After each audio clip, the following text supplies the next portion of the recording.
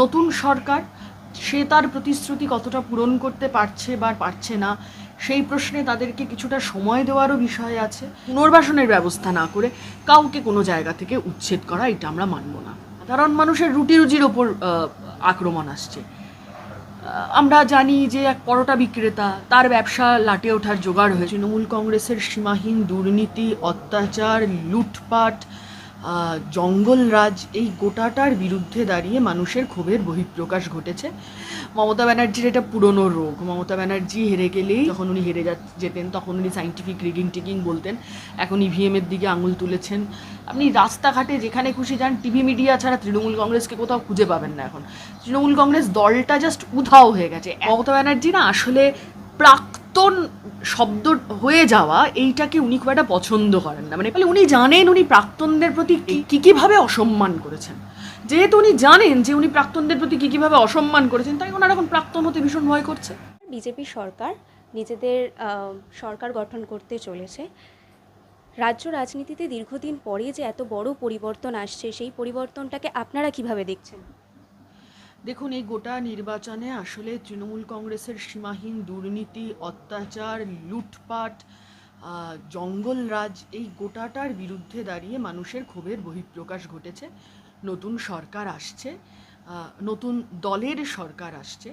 এবার আমরা আমাদের দেখুন অভিজ্ঞতা থেকে কথা জানি যে বিজেপি আসলে একটি স্বৈরাচারী দল, ফ্যাসিস্টিক আরএসএস এবং আরএসএসের দ্বারা পরিচালিত। এবং এই রকম একটা জায়গায় দাঁড়িয়ে আমাদের ত্রিপুরার অভিজ্ঞতা আছে, ভয়ানক অভিজ্ঞতা। ত্রিপুরায় রোজ অশান্তি হচ্ছে। ত্রিপুরায় আমরা দেখেছিলাম দেশের কথার অফিস বন্ধ করে দিয়েছিল এসেই ওরা, পাবলিকেশন বন্ধ হয়ে গিয়েছিল। ফলে এই অভিজ্ঞতাগুলো আমাদের আছে, কিন্তু সেই অভিজ্ঞতাতে দাঁড়িয়েই আমাদের সতর্ক থাকার সময়। নতুন সরকার সে তার প্রতিশ্রুতি কতটা পূরণ করতে পারছে বা পারছে না সেই প্রশ্নে তাদেরকে কিছুটা সময় দেওয়ারও বিষয় আছে।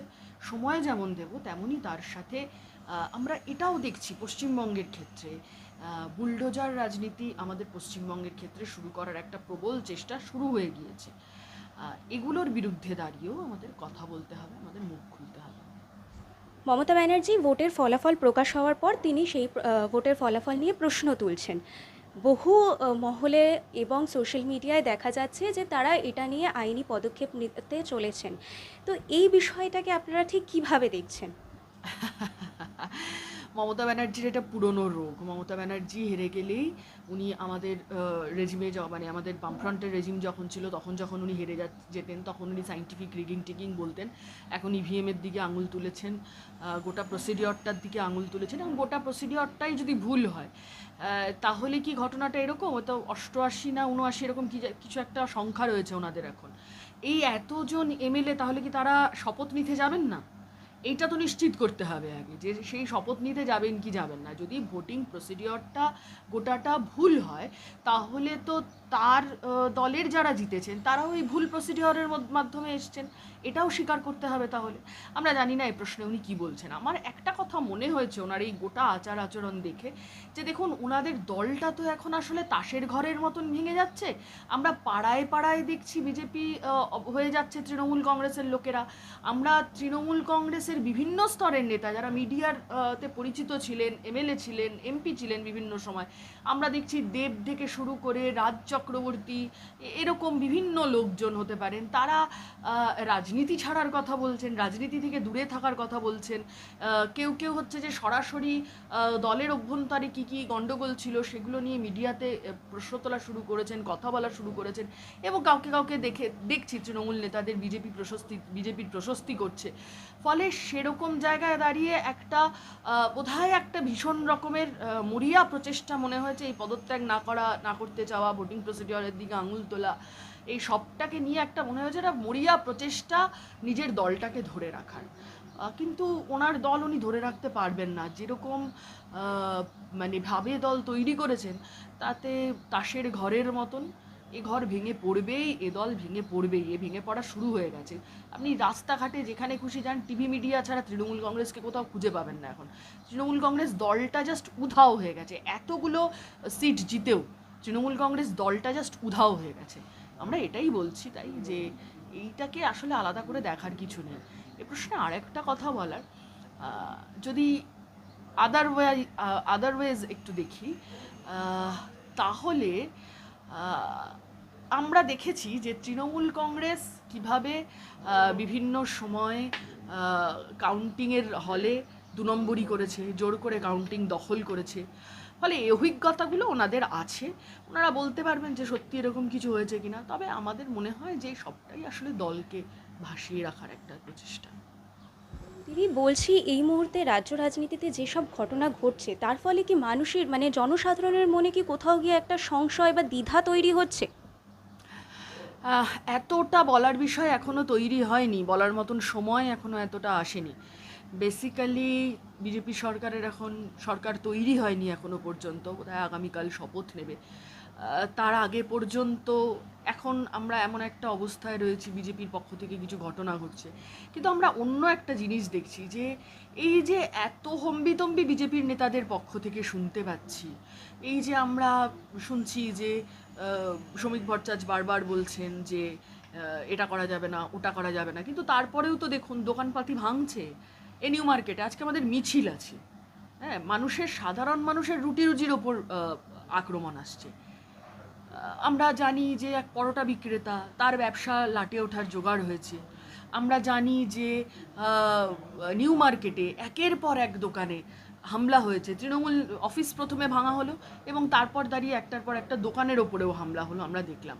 আমরা বালির ঘটনা দেখেছি যে রেলের অকুপায়েড জমি খালি করার নাম করে, এতদিন মনে হয়নি তো রেলের যে অকুপায়েড জমি খালি করতে হবে। বিজেপির সরকার এখানে আসার পরেই মনে হলো অকুপায়েড জমি খালি করতে হবে, এই মাছের বাজার টাছের বাজার যা যা আছে, সবজি বাজার সব তুলে দিতে হবে। বিধাননগরে আমরা দেখলাম রুটি রুজির ওপরে আক্রমণ, মানে ধরুন 200 দোকানদারকে নোটিশ দেওয়া হয়েছে যে তাদের উঠে যেতে হবে।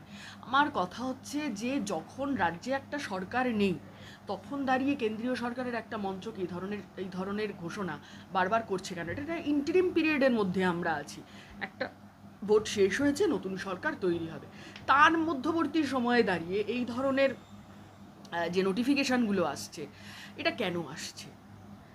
এটার উত্তর তো ওদেরকেই দিতে হবে। এবং তার থেকেও বড় কথা হচ্ছে যে এই যে যাদেরকে উঠে যেতে বলা হচ্ছে, বলছে যে দখল করা যাবে না, কি বলে, ফুটপাত দখল করা যাবে না, রেলের জায়গা দখল করা যাবে না। প্রথমত এতদিন মনে হয়নি, আজকে নতুন করে মনে হচ্ছে। দ্বিতীয়ত এদের পুনর্বাসনের ব্যবস্থা কী হবে? এদের পুনর্বাসন, এগুলো তো মানুষের রুটি রুজির প্রশ্ন। রাজ্যের অর্থনীতির সাথে কিন্তু এরাও জড়িয়ে আছে, এদের আয়টাও কিন্তু রাজ্যের অর্থনীতিতে যুক্ত হয়। ফলে সেখানে দাঁড়িয়ে এদের পুনর্বাসনের ব্যবস্থা এ তো সরকারকেই করতে হবে, এ তো সরকার ছাড়া অন্য কেউ করতে পারবে না। ফলে পুনর্বাসনের ব্যবস্থা না করে কাউকে কোনো জায়গা থেকে উচ্ছেদ করা, এটা আমরা মানব না। 2011 সালে আমরা দেখেছি বাম সরকার যখন ক্ষমতাচ্যুত হয়েছিল, তো তখন বুদ্ধদেব ভট্টাচার্য শীঘ্রই গিয়ে পদত্যাগ করেছিলেন। কিন্তু এইবার যখন তৃণমূল সরকার ক্ষমতা হারালেন, তখন মমতা বন্দ্যোপাধ্যায় কিছুতেই পদত্যাগ করতে চাইলেন না। শেষমেশ রাজ্যপাল নিজেই সভা ভেঙে দিলেন। হ্যাঁ, সরকার ভেঙে দিলেন। তো এই দুটি রাজনৈতিক বিষয়কে আপনারা ঠিক কীভাবে দেখছেন? দেখুন, প্রথমত বুদ্ধদেব ভট্টাচার্যের সাথে উনি সর্বজন শ্রদ্ধেয়, আমাদের পার্টির নেতা, এই কথাটুকু ছেড়েই দিন। শুধু উনি গোটা পশ্চিমবঙ্গের মানুষের কাছে দলমত নির্বিশেষে সমস্ত মানুষের কাছে সর্বজন শ্রদ্ধেয় একজন মানুষ। বুদ্ধদেব ভট্টাচার্যের যে রাজনৈতিক প্রজ্ঞা, তার যে ব্যক্তিত্ব, তার যে দর্শন, এই সবটার সাথে মমতা ব্যানার্জির কোথাও কোনো তুলনাই হয় না। কিন্তু ঘটনা দুটো যদি আপনি দেখেন, হ্যাঁ, দুটোই রেজিম চেঞ্জের ঘটনা, দুটোই হচ্ছে যে মুখ্যমন্ত্রীর ইস্তফা দেওয়ার প্রশ্ন। এবং এই প্রশ্নে দাঁড়িয়ে আমার মনে হয়েছে, দেখুন, মমতা ব্যানার্জি না আসলে প্রাক্তন শব্দ হয়ে যাওয়া এইটাকে উনি খুব একটা পছন্দ করেন না। মানে প্রাক্তন বিষয়টার সঙ্গে উনি খুব প্রাক্তনকে অস্বীকার করতে চান। মানে আমি অনেকগুলো ঘটনা বলি, ধরুন শুনুন। ওনার আমলে রাজ্যের কোনো আমলা, বড় বড় আমলা যারা ওনার বিশেষ আস্থাভাজন ছিল, উনি কাউকে প্রাক্তন হতে দেননি। উনি তারপরে আবার তারা রিটায়ার করেছেন, করে আবার তারা পুনর্বহাল হয়েছেন। গুরুত্বপূর্ণ একটা বিষয় যদি দেখেন যে এই যে এমএলএদের পেনশন, এই পেনশন মমতার সময়ে এসে এটা জ্যোতি বসুর আমলে শুরু হয়েছিল, জ্যোতিবাবুর আমলে শুরু হয়েছিল, অশোক মিত্র উদ্যোগ নিয়ে এটা শুরু করেছিলেন। কিন্তু তারপর দাঁড়িয়ে এই মমতা বন্দ্যোপাধ্যায়ের সরকারের সময় এসে সেই পেনশন তাদের কি অবস্থায় আছে? এমএলএদের মাইনে বেড়েছে, পেনশন কতটুকু বাড়ল? ফলে এই যে প্রাক্তনদের প্রতি উনি নিজে শ্রদ্ধাশীল নন তো, ফলে ওনার এটা একটা সাইকোলজিক্যাল সমস্যা যে উনি প্রাক্তন হতে চাইছেন না। কিন্তু তার সাথে আমার এটাও কোথাও মনে হয়েছে যে উনি যেহেতু প্রাক্তনদের প্রতি শ্রদ্ধাশীল নন, আমরা জ্যোতিবাবুর জন্মদিনে আমরা দেখেছি যে আমাদের বিধানসভার বাইরে জ্যোতিবাবুকে মাল্যদান করতে হয়েছে। হ্যাঁ, সূর্যদা তখন আমাদের পরিষদীয় তখন হচ্ছে যে আছেন 2011 থেকে 16 বিরোধী দলনেতা। সেই সময়টাতে দাঁড়িয়ে আমাদের বিধানসভার বাইরে জ্যোতিবাবুকে মাল্যদান করতে হয়েছে। ফলে উনি জানেন উনি প্রাক্তনদের প্রতি মানে কীভাবে অসম্মান করেছেন। যেহেতু উনি জানেন যে উনি প্রাক্তনদের প্রতি কীভাবে অসম্মান করেছেন, তাই ওনার এখন প্রাক্তন হতে ভীষণ ভয় করছে।